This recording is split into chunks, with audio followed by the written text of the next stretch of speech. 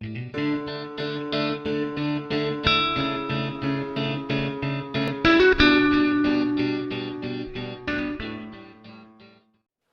आगे बढ़ूं उसके पहले आज मैंने ये कहा कि कहीं ना कहीं पे थोड़ी सी निराशा आ जाती है।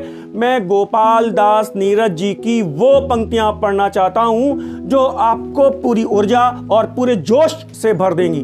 तो देखिए, ध्यान से पढ़िए।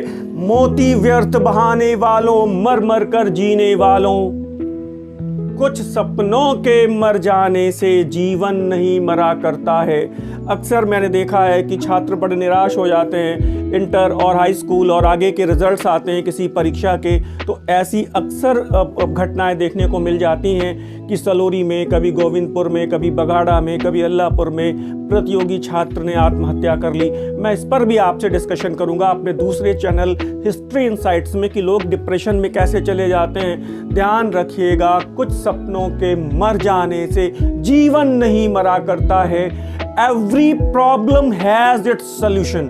दुनिया में कोई ऐसी प्रॉब्लम बनी नहीं जिसका कोई समाधान ना हो, और आप एक अस्थायी समस्या के लिए स्थायी समाधान तलाश करते हैं, आत्महत्या कर लेते हैं। इस जीवन के प्रति इतना अनमोल जीवन है, एक छोटा सा कंपटीशन नहीं निकला तो आप आत्महत्या कर लेंगे? बिल्कुल नहीं। अगली पंक्तियां पढ़ता हूं।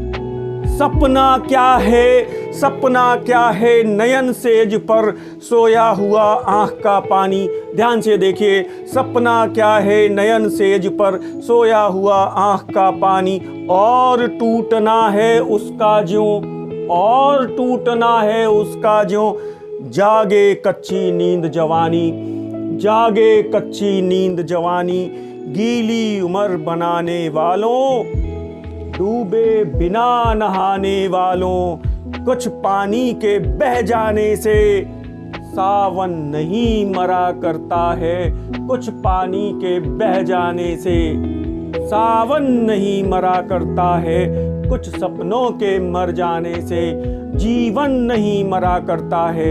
अगली पंक्तियां।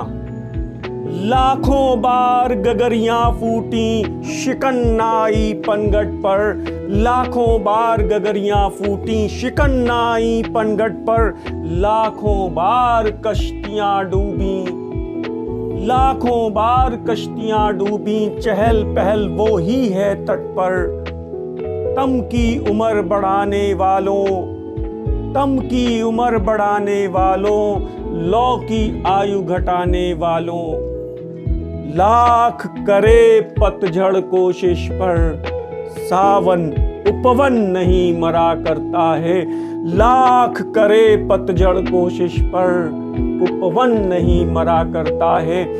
इस जीवन के उपवन को सजा दो। कभी एक कंपटीशन में, कभी एक हताशा में, कभी भी आत्महत्या जैसा कदम कोई भी छात्र नहीं उठाएगा। जीवन में बहुत सारे डायमेंशंस हैं। आप मेरे चैनल हिस्ट्री इनसाइट्स को टच करिए, उसको सब्सक्राइब करिए, और मैं आपके लिए इतिहास से उन चुनिंदा चीज़ों को लेके आऊँगा। बाबर का जीवन 11 वर्ष की अवस्था में वो बादशाह बनता है और पूरा साम्राज्य खो बैठता है, और अपने बाहुबल पे उसने हिंदुस्तान का साम्राज्य प्राप्त किया।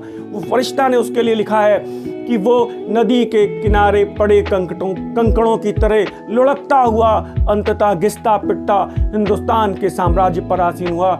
नदी के किनारे जो पत्थर होते हैं वो बेडौल होते हैं, और जब नदी पहाड़ों से जमीन पे आती है तो अपने साथ बहुत सारे बेडौल कंकड़ बहा के ले आती है, और वो पत्थर घिसते पिटते चिकने होते हुए नदी के किनारे से मैदानों तक पहुंचते हैं और शालिग्राम शिला बनकर मंदिरों में प्रतिष्ठित हो जाते हैं। मेरे प्रिय विद्यार्थियों, आप सभी को अपनी चेतना के उच्चतम शिखर को प्राप्त होना है, इसलिए बिना डरे, संयम से, पूरी ताकत से केवल ये देखिएगा, हर परेशानी का समाधान होता है, हर समस्या अस्थायी होती है, और हम लोग आगे बढ़ें, आप अपने जीवन के लक्ष्य को प्राप्त करें। इसी शुभकामना के साथ मैं अगले प्रश्न पे आता हूँ।